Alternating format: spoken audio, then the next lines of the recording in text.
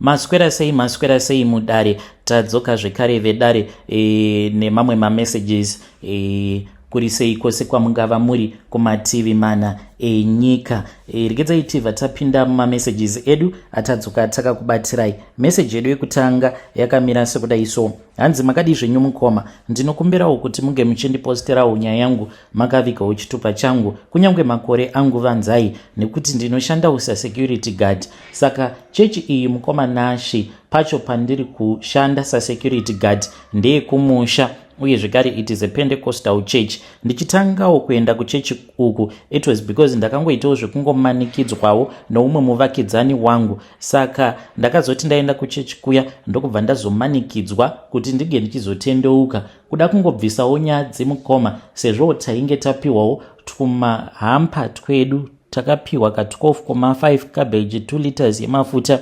nemugodhla wemazambani. Saka ndainge ndava kunzwa kunyara ndokubva ndangotendeukawo paya. Ndakaramba ndichingoenda kuchechi kuya sezvo ndainge ndakaona kuti avo vanotambura vanopota vachipiwa chikafu. Ndikati good move. Saka doro nembanje handina kana kumbogara ndakasiya, zvekuti nazvino vakuru vekuchechi havatombozvizivi kuti ndichiri kungonwa doro uye zvekare nekusvuta mbanje. Ende ndinototi paya kana nditori pabasa ndiripo pachechi paya ndichishanda security ndinenge ndichitosvuta mbanje dzangu uye zvekare nekunwa doro rangu. So kana ndichishanda night shift ndine vamwe vasikana avo vandinowirirana navo, vamwe ndeve muno muSouth Africa, vamwewo ndeve kuZimbabwe, vanoitawo zvekutengesa miviri yavo. Saka vasikana ava vanenge vakamira kuna N1 vachitsvaka macustomers avo. Vanozoti kana vawana macustomers avo ndipo apo pavanobva vachizouya pane kamwe kalodge. Saka vakabva vatoona kutoti kana vakataurirana neni zvinenge zvitori nani, ma-expenses acho anenge ari nani, nekuti pachechi apa pane zvimarumu. Saka vanobva vauya nemacustomers avo, then motikari yobva yatongopakwa somewhere else, vanhu ndobva ndatovapa room uye zvekare ndinotovachaja 100 rand per day. Mukoma Nashi ndinotorova mari yakawanda zvekuti mari yepay ndiri kungorambawo ndichingoshanda hangu, but mari yepay ndinoibata even within 3 to 4 days because vasikana ava vakawanda uye zvekare vanongogara vari busy. Kana huri usiku ndinoti double the price. Saka ma2 wire vanhu ndobva ndatovapa room yavo. So sezvo ndinenge ndiine mafone numbers emusikana uyo anenge apinda neclient yake, kana kuri kunzwawo vakuru vechechi vakauyawo maelder mapasta vaine zvavanenge vachida kuitawo pachechi, ndinobva ndangovaudza kuti kana voita bonde ravo vanofanira kuti vange vachiita bonde ravo vakanyarara vasingaiti noise. Uye kana kuri kunzi ndikazonzi panenge pachidiwa makii, ndinokwanisa kutoti makii acho handisi kumaona. Apa murumu imomo munenge mutori nehure rinenge ritori neclient. Ndo zvandiri kuitawo izvi mukoma, and I can blame doro nembanje ndo zviri kundikonzeresa kuti ndige ndichiita zvose izvi. Handizivewo kuti ndingaitawo sei naye mukoma Nashi kuti ndinge ndichikwanisawo kurarama upenyu hutsva muna Ishe Jesu Kristu. Kana mukaposta nyaya yangu ndiziviseiwo, ndichange ndichizotevererawo ndiri mucomment section. Vedare ndo message iyo yandakatumidzirwa ichibva kuna mukoma vedu avo. Zvakangoma hazvo vedu we. I think that is the danger of forcing someone to church. Zviya zvekuti as long as munhu auya kuchurch anozochinja with time, because mukoma vedu ava pane rimwe shoko randabata ravakataura rekuti ndakangoendawo kuchurch because muvakidzani wangu akanditi handei kuchurch ndikazogamuchirawo Ishe Jesu Kristu, but not nemwoyo wose, nekuda kwekuti tainge tapiwa chikafu. Hanzi takapiwa hupfu, cabbage nemafuta uye zvekare nemapotatoes. Hanzi ndokubva ndangonzwawo ndichingonyara kuti pakadai zvinoda kuti unge uchingoitawo zvinoita usazonyadzisa vanhu. Hanzi ndokubva ndatogamuchira Ishe Jesu paya, but not nemwoyo wose. After that munhu ava kutopiwa basa kunzi zvimwe kuda kana tikamupa basa rekuita security pachechi, maybe you will become a true Christian. I think it comes from the heart. Munotiwo kudii nhai Vedare, nayo nyaya iyi yekuti vatendi vatsva vanenge vachipiwa magifts, zvikafu nei mushure mekunge vatanga kuuya kuchurch. Is it a good thing or is it a bad thing? Ngatitaurei navo mukoma vedu ava mucomment section. But zvamuri kuita mukoma, muri kuzvitsvakira zvituko chokwadi.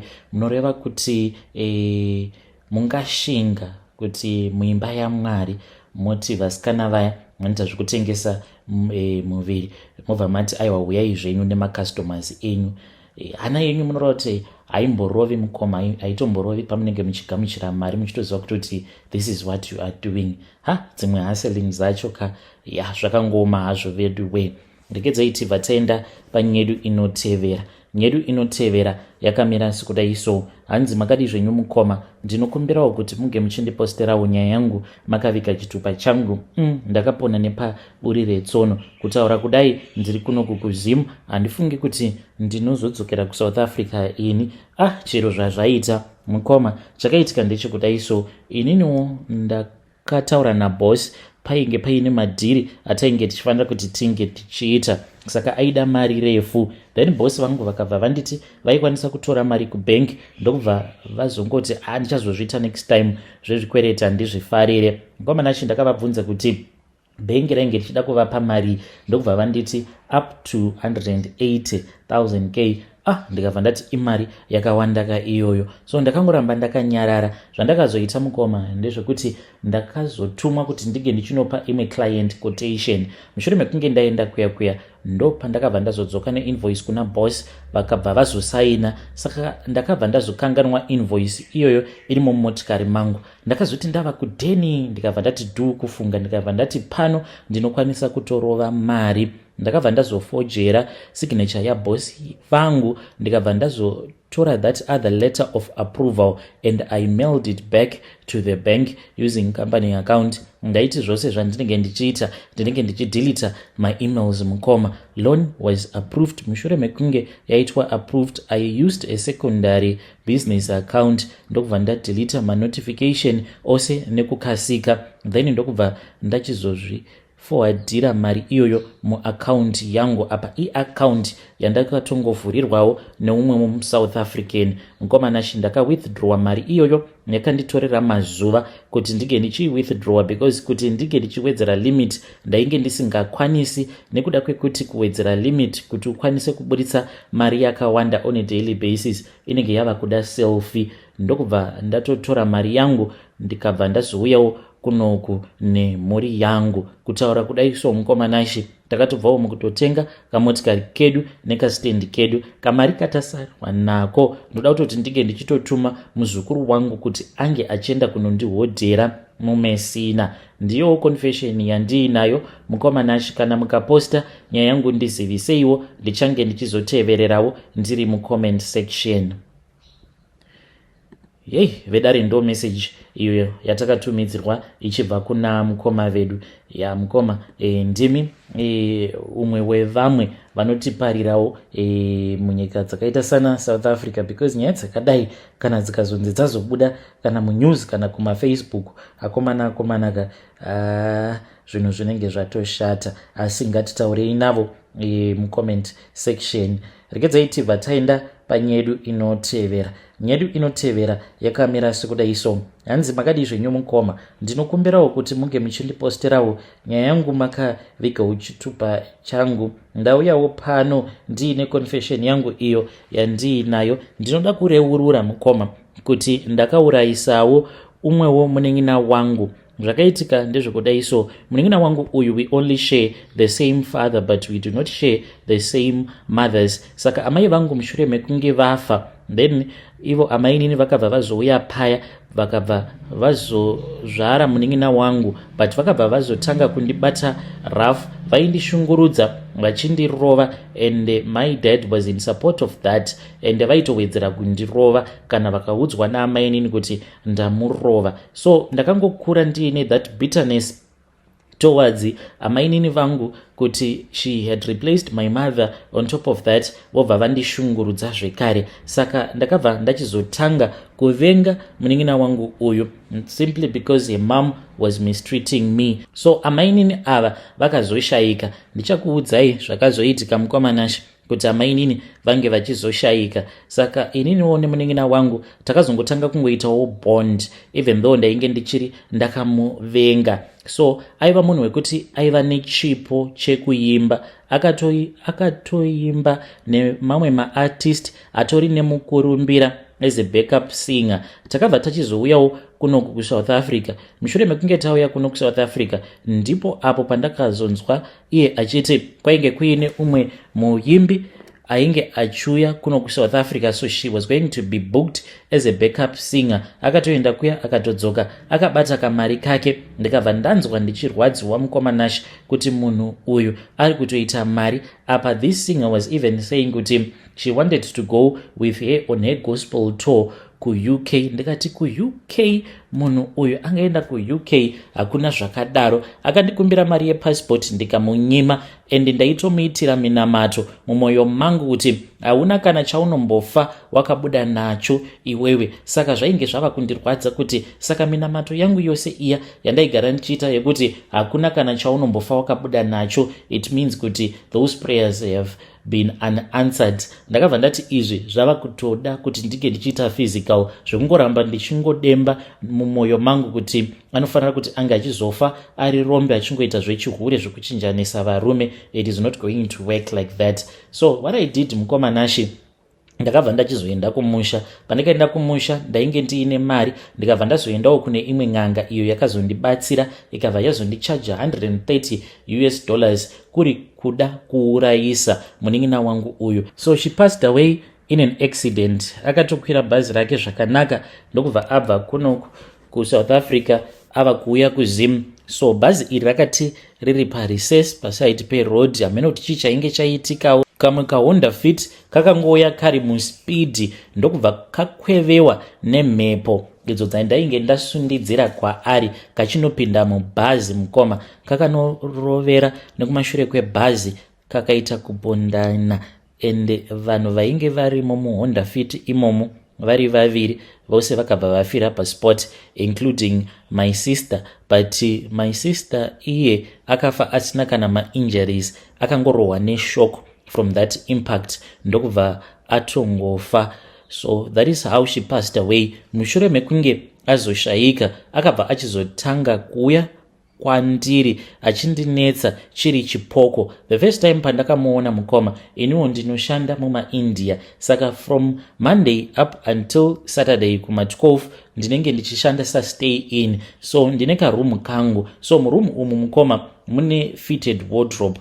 Then ndakati ndakarara. This was after some months mushure mekunge ashayika. Ndokubva ndatoona door rewardrobe richivhurika, but ndaita sekunge ndiri kurota. Ndikatomuona achitobuda muwardrobe akanditarisa. Ainge akachuka akazara neropa. Ndokubva atanga kuchema achinditi wakandiurayireiko, achingoramba achingodaro wakandiurayirei. Mukomanashi chandakangokwanisa kuita ndechekuti ndakabva ndangotora foni yangu ndikabva ndafonera vaya sekuru vekundibatsira. Kune ng'anga dzine simba mazvinzwa mukoma. Ndakati ndangovafonera vachingodaira call yavo vakabva vatongonyuka murumu imomo mandainge ndiri. Vainge vakaita chimumvuri ndokubva vatanga kurwidzana nechipoko chemunin'ina wangu. Vapedza kudaro vakanditarisa vakabva vanditi, iwe unofanira kuti unge uchizoti pose pauchamuona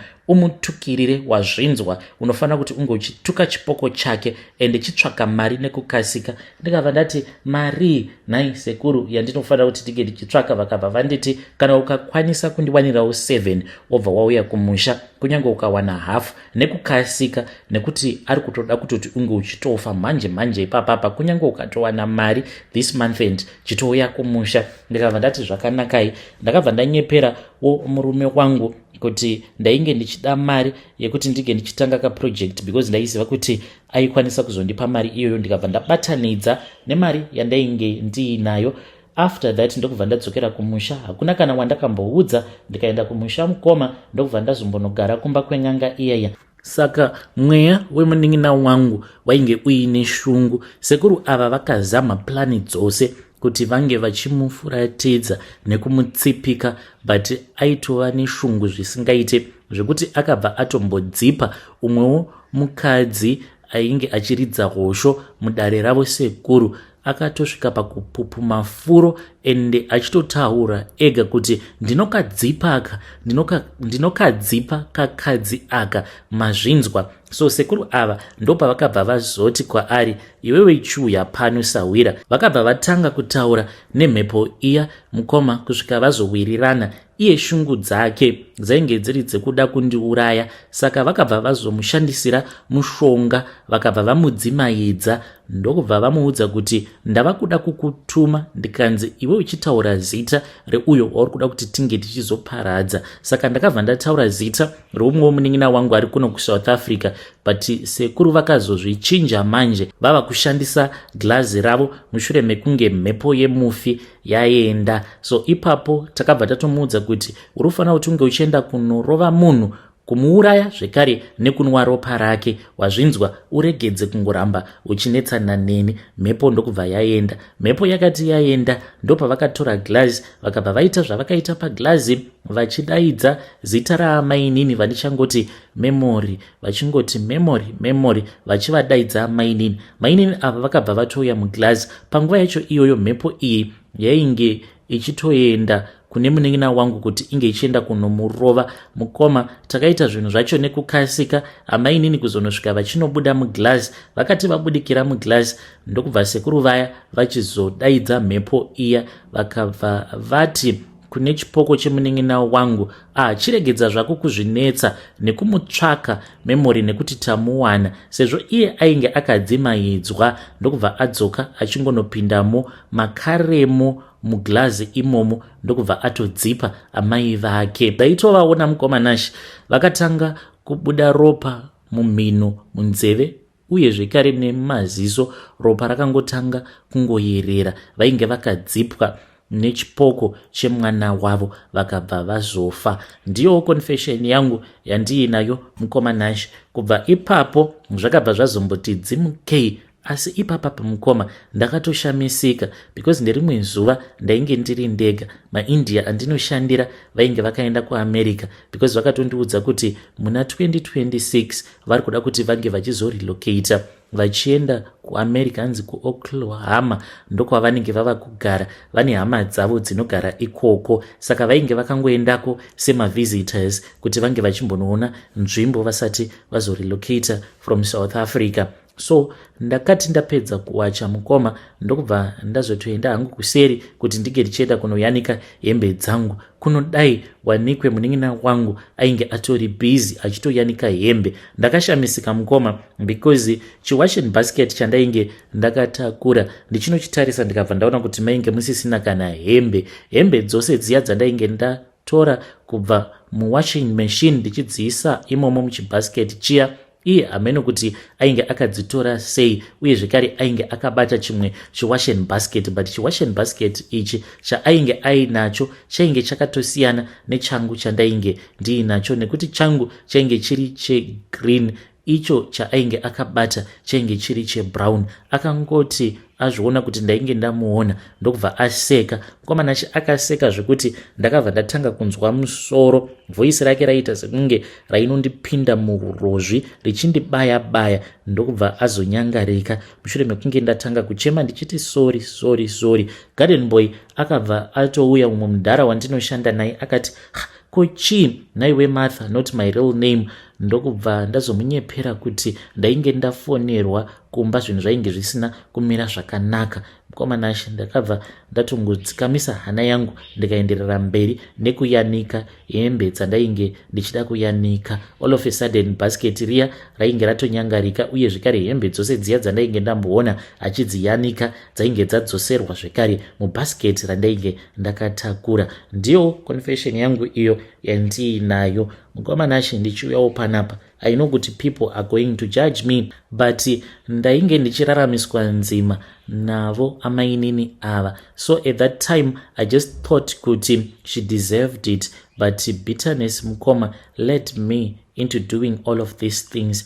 Apa ndava munhu wekuti ndinongofamba nezvimishonga zvakangowanda zvakasiyana-siyana muchihandbag changu, nekuti ndinoti ndaenda pang'anga iyi, ndaenda pane iyi, ndichingozama kuti ndige ndichizvichengetedza, uye zvekare nekuti ndisazongoramba ndichingoona chipoko chake munin'ina wangu. Kana mukaposta nyaya yangu kani ndiziviseiwo mukoma, ndichange ndichizotevererawo ndiri mucomment section. Ndiri kudawo mazvikokota uyo anoti anokwanisa kundibatsira, anoti anokwanisa kuzvigona. Ndinokwanisa kushingirira hangu kushanda gore rose munhu iyeye, kunyange zvikanzi anenge ari kuzimu, ndichimutumidzira mari pamwedzi kana kuri kunzi anenge akwanisa kutsipika mweya. Chipoko ichi chemunin'ina wangu handichadi kuramba ndichichiona mukoma. Ndakasvika pakuramwa kunyange kuenda kumasowe ndichiona kuti zviminamato zvacho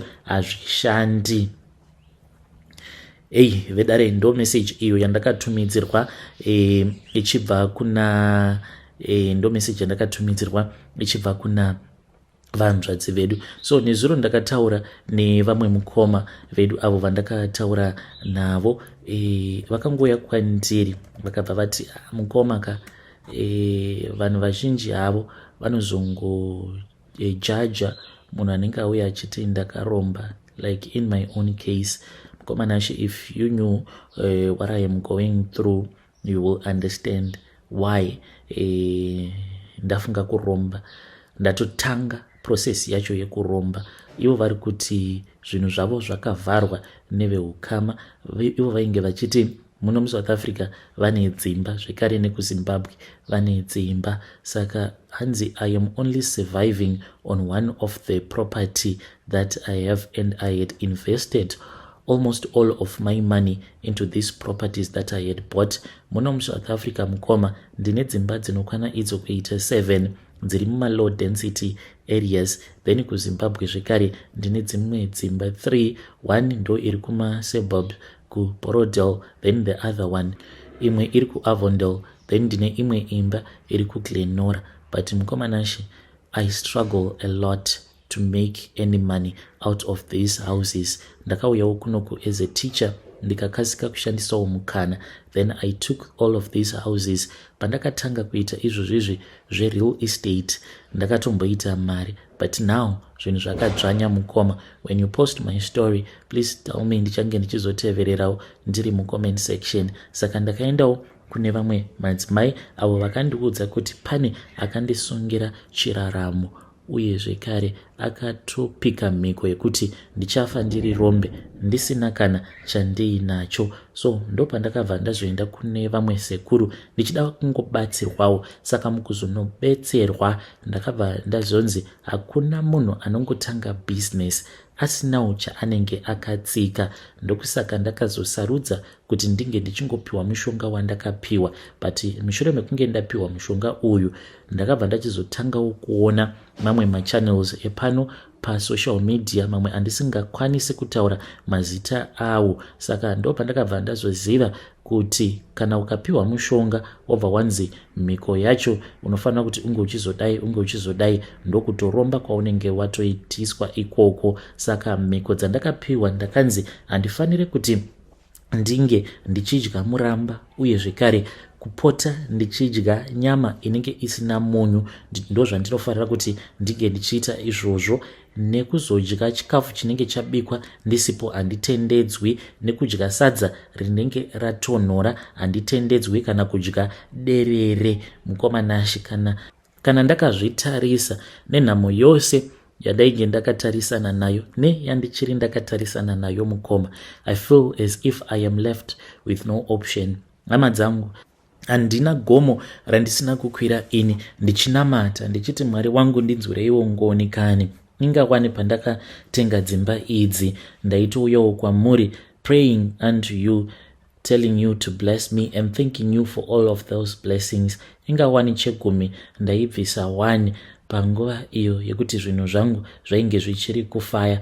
Ko, what is going on, oh Lord? Asi ndega ndakasvika pakuneta kusvika vadzimai vati tadii tambozama zvekumasowe. Patakazoenda kumasowe ndipo apo pandakabva ndazopiwa tsanangudzo dzekuti shuwa mumhuri kune vakatopika mhiko yekuti ndinofanira kuti ndike ndichizofa tiri rombe. Hanzi dzimba dzose idzo dzandakatenga, hanzi ndinofanira kuti ndike ndichitengesa one by one, and for sure madhamu ndakatombovati tadii tatengesa. Vakabva varamba vakati ndoka zvacho zviya zvatakaudzwa kuti once matengesa imba yekutanga, zivai kuti dzimwe 9 dzose idzi muchangodzitengesa, ende chamuchaita nemari iyoyo hapana. Asi mumhuri manje ndo pamuchaona kuti pano umwe achangopfuma, nekuda kwekuti mubereki wake akakuitirai mhiko dzekuti kunotengesa kwamuchaita dzimba idzi, pfuma yacho yose, mari yose ichangouya kune mwana wake. Imimi muchagara pasi muti asi dzimba idzi dzatakatengesa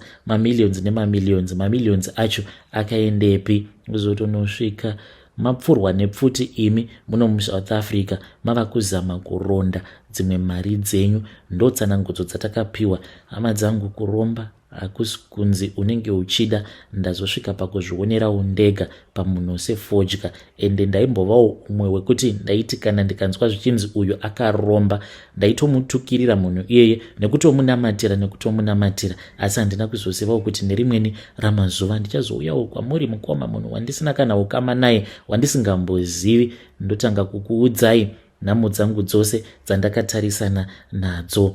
Ndo nyaya yanguwo mukoma. Kana mukaposta ndiziviseiwo, ndichange ndichizotevererawo ndiri mucomment section. Vedare ndiudzei, is there any other reason why I am not supposed to do this? Kana chiripo chikonzero chekuti munokwanisa kundiudza kuti aiwa hazviiteka kuti unge uchizoromba nekuda kwechakati nechakati. Please tell me. I have tried to pray. Handina here kuzama kuti ndike ndichinamata. Ingawani ndakazama, asi Mwari wacho unoita sekunge usiku. Asi kana ukazoenda kun'anga unotoona zvinhu zvacho zvava kuita sekunge zvava kusununguka.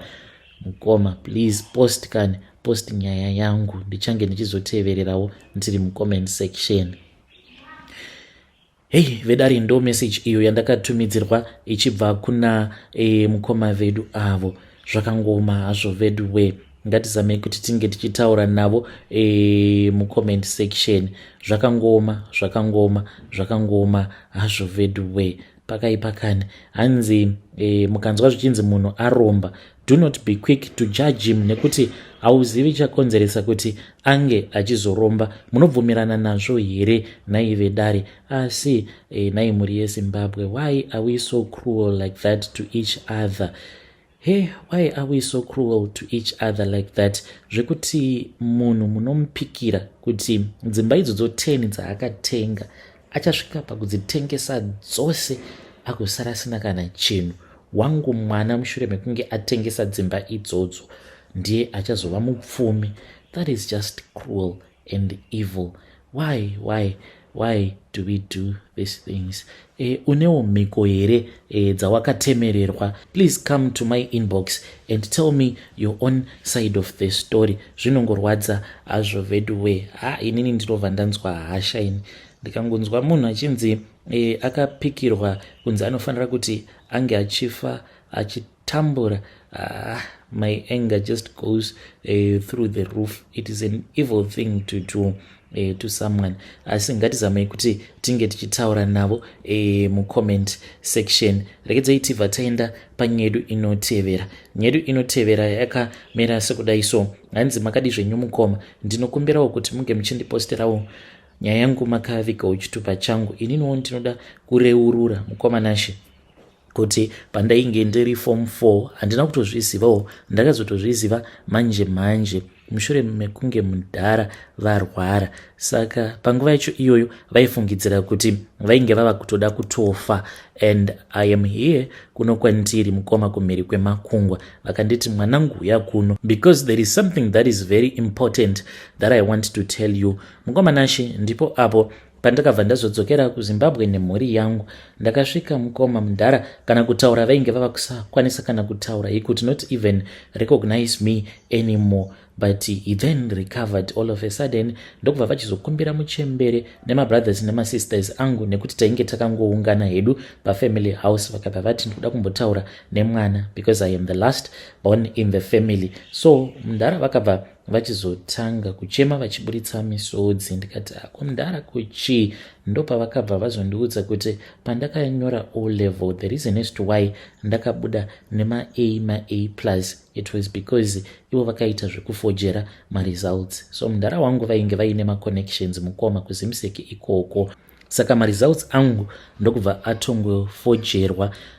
Ndakapererwa mukoma, but I understood because kana ndega pandakapiwa to my results slip straight where I looked at my results and I saw kuti the way that I had passed inini kubuda ne A+ ku maths, it did not even make sense.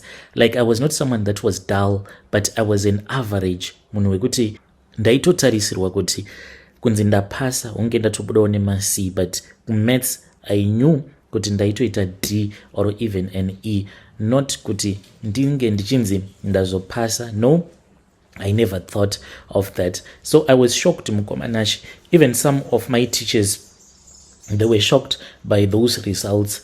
After that, I became the top achiever pachikoro pedu.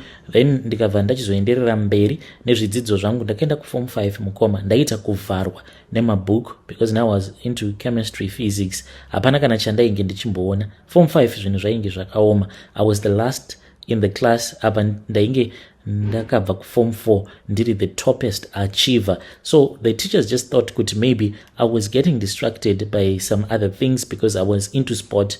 Ndokune talent yangu ikoko. I was a rugby player mukoma, an above average rugby player. I was excellent, in fact. So the teachers just thought kuti I was focusing more on the sporting activities rather on my education. Mukoma nashi takanyora A level yedu. Again, I was the top achiever. According to my father, vakabva vanditi Ivo, he did the same thing that he had done when I was in O level.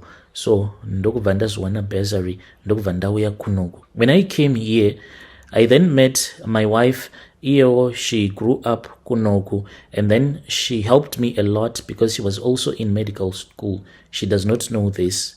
I had told my dad that I was going to tell her, but I calculated mukoma ndikati no, there is no way that I'm going to tell her. Saka, it is only me, my mother and my dad. We are the only ones who knows this. What am I supposed to do, mukoma? I am someone who is a faithful person and honest man. But now, when I look at myself, mukoma nashi, I see myself as a thug, as a criminal, one who benefited from things that he was not supposed to benefit from. Or ndongoti kudi, was it just my luck? My father pushed me to be where I am right now. Please tell me, ndichange ndichizotevererawo ndiri comment section, because on regular basis my heart is always eating up at me nekuda kwezvakaitwa namudhara. Yo vedare ndo message iyo yandakatumidzirwa ichibva kuna ndo message iyo yandakatumidzirwa ichibva kuna mukoma vedu. Pakaipa kani pakaipa, ngatizamei kuti tinge tichitaura navo mukoma vedu ava mucomment section. Hanzi ndoita sei nesecret iyi, ndinongoramba ndakanyarara here kana kuti should I report myself, should I tell my wife? Vakati iwo, the first thing that I want the listeners to help me with, I want them to tell me kuti zvinoita here kuti ndiudze mukadzi wangu kana kuti it's a no-go area.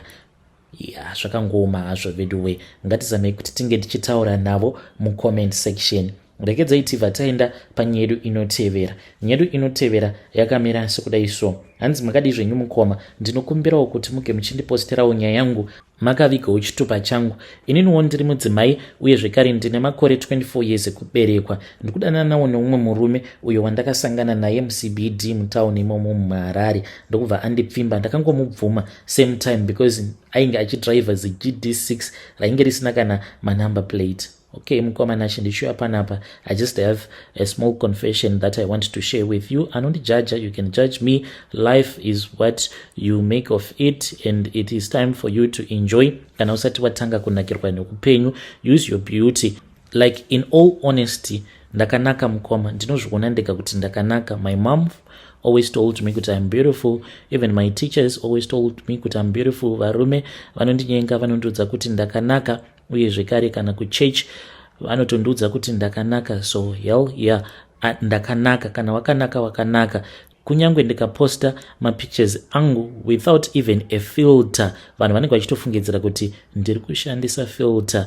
And varume vazhinji havatokwanise kutarisana neni mumaziso angu directly, no eye contact, because vanoti kana vakanditarisa there is something that happens to them. Murume wose wandinenge ndiinaye, whether anenge achiri kundinyenga kana kuti tinenge titongoriwo mafriends, oro wacho wandinenge ndabvuma, anobva atotanga kutondikumbira bonde. Vamwe ndo vanotoita sekunge vachandibata chibharo, vamwe ndo vanotouya nemasalaries avo ose kwandiri vachingonditi baby, just allow me only once and I can give you whatever that you want in return. So ndo zvandiri, I don't use mushonga ini, I have just that natural beauty. I deserve even to become kana small house ya president nekuda kwerunako rwangu. Hell no, I am not even bragging mukoma. Ndakatombodanana noumwe mwana wevamwe minister. Patakazongopesana, it was that iye munhu wemagirlfriends emuwando. Saka ndaingogara ndiine urinary tract infections. Akati one day ndikati pakadai so ndigare, it is far much better for me to move on with my life. But now I am regretting. Why am I regretting? Because apo pandakazorowa ndi urinary tract infection for the 4th time, ari iye futi ainge andizadza, ndikabva ndatongozviudza kuti zvainge zviri nani ndirambana naye. Apa ainge anditi taifanira kuti tinge tichizoenda kune imwe party, and achitoti kupati ikoko kune vamwe minister vanokwanisa kuzouya.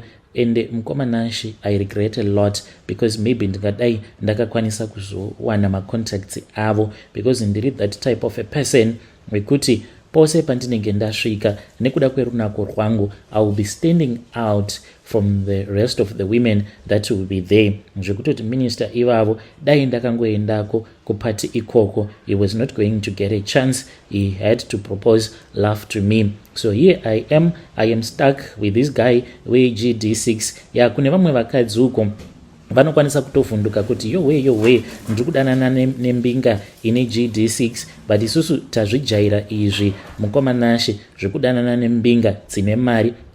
Kwandiri murume uyu anoita sekunge munhu anotofambawo nekafiti zvake kaka GD6. I don't even look at him as if munhu ane mari. But chazondiunza pano mukoma, this guy I recently found out kuti munhu anofarira kuenda kun'anga stereki, ndo zvava kundibhohwa paari, and ndava kumutya because he is always threatening me. Anogara achingonditi iwewe uri mukadzi wangu wandakapiwa nevadzimu, and manjuzu auinawo anokukwezvera varume ndiwo zvekare ari kundipa laki mubhizinesi rangu. So mazuva ekutanga ndaingoti I so cute, munhu achikuudza kuti ndakakupiwa nevadzimu plus une manjuzu. Ndaibva ndatoti so cute, but now ndava kutoona kutoti mufesi uyu anenge akatoromba. Why ndati akaromba muchinda uyu wandiri kudanana naye? It is because there was this other day patakaenda kugaraji kwake. Saka iyewo ane zvimarori, anoitawo zvekuhodha magroceries obva azohodhesa, and ane mawholesales ake aainawo. Saka patakaenda kugaraji kunoseviswa zvimatraki zvake, akabva anditi baby can you come and help me here. Ndokubva ndamubatsira apa zitai racho retrack rainge richirema sei. Takabva tazoriisa kumashure kwemotikari yake. We then went. So ndaifungidzira kuti tikuenda kune vanhu vanoita zvekugadzira matai, and it did not make sense because pagaraji pake vatoripo vanoitawo izvozvo zvekumagadzira matai nekusevhisa motikari dzake. But takazoenda naro tai riya kun'anga. What I saw mukomanashi, zvandakaona zvinotyisa. Mukoma Zimbabwe zvechokwadi yakatakura kurema. Takati tasvika kuya handizivi kuti karuoko kandakaona karuoko kegudo here kana kuti karuoko kekacheche kandakaona kakatorwa karuoko aka. And this was after we had picked up umwe mundarawo anoita zvekugadzirawo matai, ndiye akazorivhura tai riya. Already it was flat. Ndokubva pazotorwa karuoko kaya kegudo kana kuti hameno, ndokubva kazoiswa mukati, ndokubva tachizodzokera kugarage. Vhiri iri mukoma rakabva rapomberwa mweya. Mushure mekunge rapomberwa mweya ndokubva ratodzorerwa patrack. Kutaura kudai, track iri riri kufamba riine karuoko ikako kegudo kana kuti kemwana mucheche mukati maro. Ndizvowo zvandakaona izvi mukoma Nashe zvinotyisa kudai. Ndakamubvunza akabva anditi zvakawanda siyana nazvo. Iwewe as my woman, all that I want you to ask me is when am I going to buy you your next iPhone. Apa ndakabva mukutengerwa zvekare imwe iPhone, imwe boyfriend ndikabva ndaidya mari yainge ichida kunditengera iPhone zvekare. Saka uyu ndiye wandakazoti ange achinditengera iPhone because ainge andibhowa. So as for his punishment, I told him, look here babe, kana uchiri kundida enda unonditengera iPhone. Ndikabva ndatengerwa iPhone nyowani. So akanditi I am about to buy you another one. Obva wazoipa mama, meaning kuti my mom will be using an iPhone Pro 16 zvaizvezvi iniwo ndichishandisa imwe zvekare. So mukoma Nashe ndiyo secret yangu iyo yandiinayo kana muchembere, even though she is in support of this relationship, but I'm not going to even dare tell her kuti ndo zvandakaona zvichiitwa nemukwasha wavo, his beloved son-in-law. Vamwe ava vakavavenga, especially mwana waminister, vainge vachimuti haana kana hunhu, haana kana respect, because iye aingouya pamba paanenge achidira and achitoridza music expecting to sleep at my place out of respect. Mukoma mama vaizongotisiya tichingorara zvedu, and taizoti kana tarara apa uri kuziva kuti tirere pamba pemaparents angu, yet wava kuda kuita bonde nini zvezva zvenoise, let's do it quiet. Aibva atsamwa apa vabereki vangu vakarara mubedroom. So it was just that mwana waminister ndokusaka mundara kana amai vaisambocomplaina, but if it was not that, I don't think kuti they were going to allow such a crappy situation to be happening. Mukoma kana mukaposta nyaya yangu ndiziviseiwo, ndichange ndichizotevererawo ndiri mucomment section. Hey vedare ndo message iyo ndakatumidzirwa ichibva kune mwanasikana uyu. Naiva hanzvadzi, do you know this other English word rekuti a narcissist? I think kuti you need to Google it up, because pa confession yako apa pabuda imwe character imwe yekuti mahwane, from the way that you tell yourself kuti you are beautiful, unofana kutodanana na president zvikati mwanasikana ka. Try to Google it up. I will also write it in the comment section. Ungoita hako copy and paste, tonzwa kuti Mr. Google vachati kudii. Asi ngatitaurei naye mwanasikana uyu mucomment section. Forgive me if I have judged you too harshly. Ngatitaurei naye mucomment section mwanasikana uyu. Zvakangoma hazvo veduwe, asi hanzi mbinga yangu yandiri kudanana nayo, mbinga iyi hanzi yakaisa chiwoko, hameno chiwoko chegudo here chainge chakaita chimukuyu mukati metai revhiri retrack. Akomanaka zvakangoma hazvo veduwe zviri kuitika munyika chokwadi. Let us try to talk about it in the comment section. Ndegedzai tibva taenda panyedu inotevera. Nyedu inotevera yakamira sekudai so, hanzi amaikani ndoita seiko mukoma. Inino ndainge ndiine umwewo mukomana wandanga ndichidanana naye, saka mukomana uyu ndainge ndichimudya pose apa ainge ari kuSouth Africa. Saka akazouya kuno kuZimbabwe muna September. Akati auya mukoma ainge aine mari yainge yakawanda, akabva azondipa 21,000 yaakandipa. Mushure mekunge andipa 21,000 ndokubva ndamunyima bonde, because ndainge ndiine munhu wangu wandainge ndichidanana naye. Ndobva adzokera kuSouth Africa akabva anditi iri bosha, ndine mari yakawanda ini yekuti kana nhasi ndinokwanisa kutowana mukadzi wangu sezvo wandiramba. Ndakabva ndati baby uya kani. That was September. Nditi ndokubva achizodzoka kumba. Paakadzoka kumba end of October ndakabva ndati it is okay. Ndokubva tachizorara tose. Mushure mekunge tarara tose, no udziviriro, no what, then paakadzokera kuSouth Africa, munhu kutaura neni haachadi kutaura neni kana kuita sei. Ndakabva ndatanga kurwara mukomanashi, ndakarwara zvisingaiti, ndokubva ndaenda kuchipatara. Saka pandakaenda kuchipatara ndokubva ndazonzi ndiri HIV positive, but before ndisati ndarara nemukomana uyu ndainge ndakatomboenda kuchipatara ndikanzi HIV negative. Saka kushaya kuziva kuti AIDS yacho yazobvepiko naizvinoita here kuti munhu wandakarara naye end of October, now tava muna December, ndobva ndanzi ndabatwa neHIV.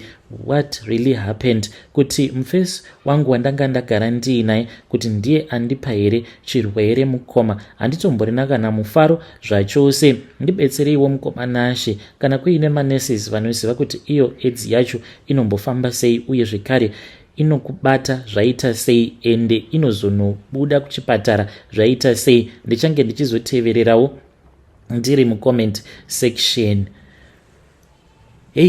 Vedari ndo message iyo yandakatumidzirwa ichibva kuna ndo message iyo yandakatumidzirwa ichibva kuna vanzvadzi vedu avo. Zvakangooma hazvo vedu we, ngatizamei kuti tinge tichitaura navo vanzvadzi vedu ava mucomment section. Pakaipa rekedzai tibva taenda panyedu inotevera. Nyedu inotevera yakamira sekudai so. Hanzi makadi zvenyu mukoma, ndinokumbirawo kuti munge muchindiposterawo nyaya yangu makavigawo chitupa changu.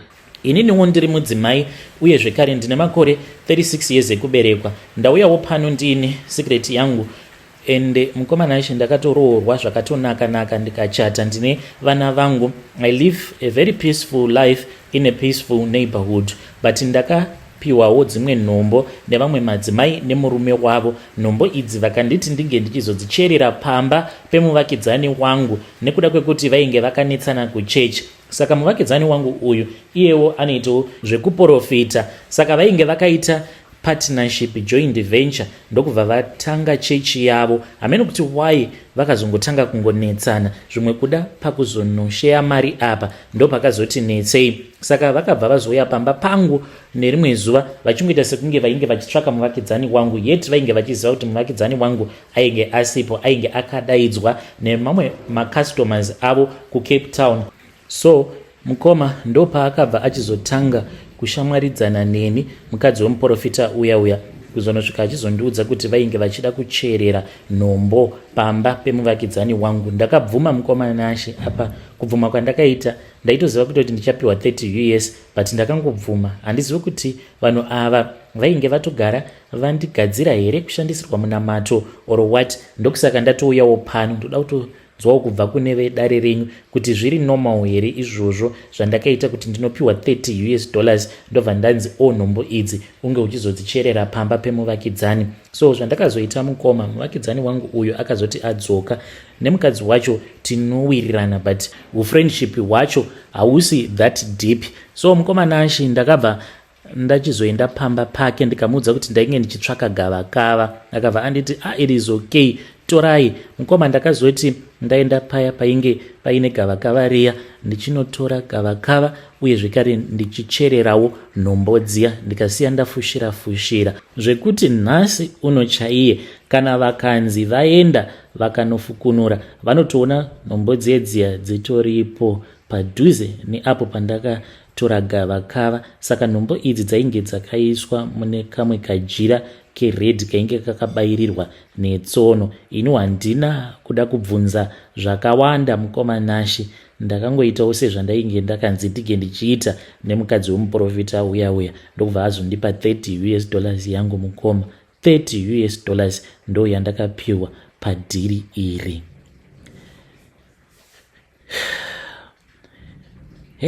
Vedari ndo message iyo yandakatumidzirwa ichibva kuna ndo message yandakatumidzirwa ichibva kuna vanzvadzi vedu avo.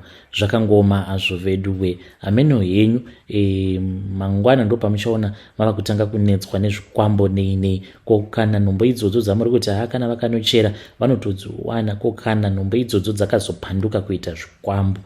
Hameno zvenyu, asi ngatitaurei navo mucomment section. Akomana zvakangoma hazvo vedu we. Rekedzai tibva taenda panyedu inotevera. Nyedu inotevera yakamira sekudai so: hanzi makadi zvenyu mukoma, ndinokumbirawo kuti muge muchindiposterawo nyaya yangu makaviga chitupa changu. Ndinoda kureururawo kuti ndakaisirawo banguru vangu mushonga wemakonzo muchikafu mazuva awo pandainge ndichigara navo, nekuda kwekuti vaigara vachingoshungurudza sisi, saka zvainge zvichindirwadza izvozvo. Ndakangoti nerimwe zuva mushure mekunge vapedza kurova sisi ndikati ndoda kuti ndige ndichivagadzirisa chete.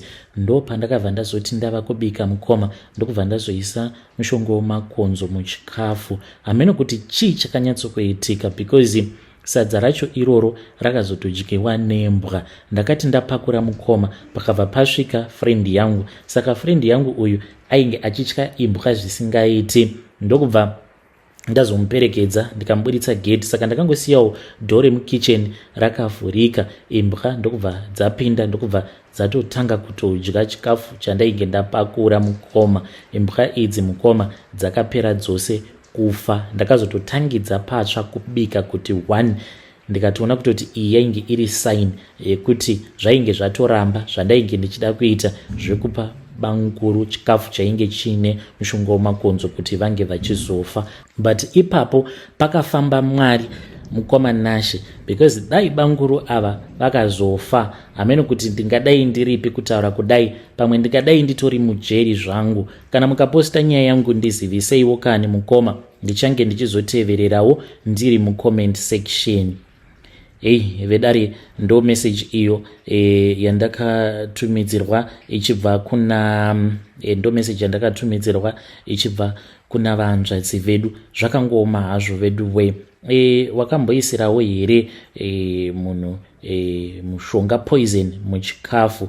Please do come to my inbox. Mungava muri muchikafu kana kuti mudoro or wherever, please do come to my inbox and tell me your own side of the story, kuti chii chakakonzeresa kuti unge uchizoisira munhu iyeye wawakaisira mushonga mudoro kana kuti muchikafu. What did you want to achieve? Uye zvekare munhu wacho akazofa here? Zvakangoma hazvo vedu we. Uye zvekare kana kuri kunziwo maybe mubereki wako akaisirwawo chikafu, akaisirwa poison muchikafu kana kuti kudoro, please also come to my inbox and tell me kuti mushure mekunge mubereki wako aisirwa poison, what kind of a life did you live after that? What type of an effect did it have on your life mushure mekunge warasikirwa nemubereki wako? Regedzai tibva taenda panyedu inotevera. Nyedu inotevera yakamira sekudai so: hanzi makadi zvenyu mukoma, ndinokumbirawo kuti muge muchindiposterawo nyaya yangu makavigawo chitupa changu. Ndinoda kureururawo mukoma kuti iniwo ndakahaisirwa chikwambo nevamwe sekuru. Madzisekuru enyu awa epafacebook anongopembedzewa, ini ndava kuvatya vana sekuru ava. Ndakaenda kuZimbabwe zvakanaka paya, mushure mekunge tanetsana neumwe mufesi, munongozivawo madhiri kuti pamadhiri patori neumwe anokwanisa kunyura, then umwe ndiye anokwanisa kuhwina. Saka ndakanyudzwa neumwe mufesi wandainge ndarova madhiri naye. Akati andinyudza ndikabva ndati iri bho amai, tichazobatana zvedu. Ndokubva ndaenda hangu kumusha. Mushure mekunge ndaenda kumusha mukoma, ndipo apo pandakabva ndazongoti kufunga ndikati vati pane vamwe sekuru mhani vandinofarira, vandinogara ndichingoona mavideos avo paYouTube, regai ndinge ndichimbovabata. Ndakavabata paya ndokubva tataura. Mushure mekunge tataura vakabva vanditi muzukuru uya kumba kwangu. Ndokubva ndataura navo ndikati sekuru kuuya ndinouya, but ndikudawo kuti munge muchindibatsira nezvakati nezvakati. Vakati hapatomborina kana problem. Saka vakabva vanditi ndaifanira kuti ndige ndichitenga mbudzi ndisati ndaenda kudare ravo. Handiti vainge vanditi ndinge ndichizouraya mbudzi ndobva ndatora ropa. Mbudzi iyi vakanditi unge uchizoiuraya uri kumakuva. Ndakazviita mukoma Nashe apa yainge itori mbudzi yekubiwa, because vakanditi zviri kwauri kushandisa mbudzi yaunenge watenga, asi kana uchikwanisa mbudzi yekuba ndo inonyatsokuita muzukuru, because munhu uyu handiti akakuvhara naiyewo akakubira, saka iwe uri kufanira kuti unge uchitsvakawo waunobira kuti tinge tichikwanisa kunyatsokumutsa mhepo inenge iine hasha yekuti inoenda ikanorwidzana naye munhu uyu atipe izvo zvaakatibira, zvaakativhara. Mukomanashi ndakati ndatorana nembudzi yangu nedhishi rangu ndiriko kumakuva kuya, ndokubva ndauraya mbudzi yangu ndikabva ndachizotora ropa riya ndikatanga kuzvigeza. Apa ndainge ndisina kana pfeka pose ipapo pandakaita izvi mukoma, ndakangoti ndichingobuda pamba ndikabva ndatsvaka chikwenzi chandakangotsvakawo, ndokubva ndakurura nhumbi dzangu ndikabva ndasiya ndawandisa hembe dzangu muchikwenzi muya, then ndokubva ndazoenda ndikabva ndazonoba mbudzi iya ndikaenda nayo kumakuva ndikaiuraya, ndikabva ndazotora ropa riya ndokubva ndatanga kugeza. Ndakati ndapedza kugeza mukoma, ndainge ndakanzi handaifanira kuti ndinge ndichizocheuka kana ndobva paya apo pandinenge ndaurayira mbudzi iya zvekare ndageza. Ndakatonzwa mukomanashi kuti pane zvimwe zvinhu zvakauya zvikabva zvatanga kudya mbudzi iyoyo. Usiku hwose handina kurara ndichingodya kuti zvimwe kuda mangwana mbudzi iyi yaizoonekwa kuti kune mbudzi yakaurayirwa kumakuva. So mangwana acho makuseni wanikwa hakuna kana munhu akamboitaura nyaya iyoyo. Ndakazoenda ndichingodarika neko kumakuva kwacho ikoko, wanikwe kwainge kusina kana chinhu, no evidence at all, sekunge zvinhu izvi zvainge zvisina kana kumboitika. Asi usiku hwacho ihwohwo mukoma ndakangorara ndakangozara ropa muviri wangu wose, because ndainge ndakanzi handaifanira kuti ndige ndichigeza kana kuita sei. Ndakati ndapedza kuita mhiko idzodzo ndokubva ndazopinda mubhazi ndakananga kuHarare. Ndasvika kuHarare vakanditambira zvakanaka, ndikatogarawo pamba pavo uye zvekare vaitotipawo zvokudya. Then nguva yakazoti yakwana ndokubva ndapindawo mumatare avo, vakabva vazoti vainge vachida kundihaisira chikwambo chavo. Saka chikwambo chavo ichi mukoma vanochihaisa per day. Handikwanisi hangu kuti ndige ndichikuudzai kuti inini ndaibhadhara mari, but haisimbori mari yakawanda zvayo, asi kune dzimwe mhiko manje dzinorwadza dzaunozoita. Let's say kana vakakuti ivo vanokuchaja $2 per day kukuhaisira chikwambo chavo, zvinoita sekunge zviri nyore, but mhiko manje dzimwe dzacho dzaunofanira kuti unge uchitevedzera pamazuva iwawo aunenge uinacho chikwambo ichocho. Nekuti inini ndakazoita 2 weeks ndiinacho chikwambo ichi. The reason is to why ndakazochovha nguva yakareba kudaro, it was because mukomanashi passport yangu igoti yonyangarika apa ndainge ndava kuda kudzokera kuSouth Africa. Kutoti passport naimi ko passport yangu iripiko, ndokubva ndazogara nacho chikwambo ichi for 2 weeks. Ndakatouya nacho kuno kuSouth Africa apa ndainge ndichingoverenga chete mazuva kuti alright, sezvo ndava ne3 days, which means I am owing sekuru ava $6 until 2 weeks 14 days dzakwana. Saka chikwambo ichi chakauya azveshuwa chikabata basa. Kutaura kudai mukomanashi, zvipo zvose izvo